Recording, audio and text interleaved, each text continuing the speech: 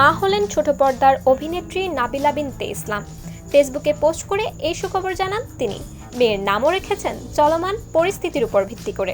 এক ফেসবুক পোস্টে এই অভিনেত্রী লিখেন, স্বাধীন বাংলাদেশে জন্ম নিল আমার মেয়ে আন্দোলন। বিয়ের কথা 4 বছর পর গোপন ছিল নাবিলার।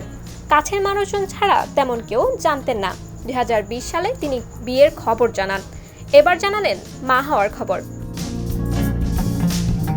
অর্ধযুগের ক্যারিয়ারে নাবিলা বাংলাদেশের প্রায় সব তারকাকেই সহশিল্পী হিসেবে পেয়েছেন।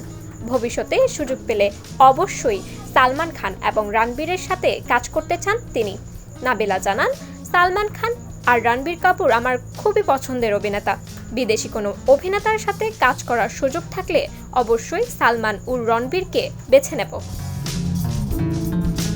নাবিলা ছোট পর্দার বেশ জনপ্রিয়তা পেয়েছেন। সম্প্রতি কাজ শুরু করেছেন বড় পর্দায়ও। তার প্রথম সিনেমা যুদ্ধ জীবন, এতে অভিনয় করেছেন চিত্রনায়ক ফেরদৌসের সঙ্গে। চট্টগ্রামে সিনেমাটির প্রথম লটের কাজ শেষ হয়েছে। এটি পরিচালনা করেছেন রিফাত মোস্তফা টিনা।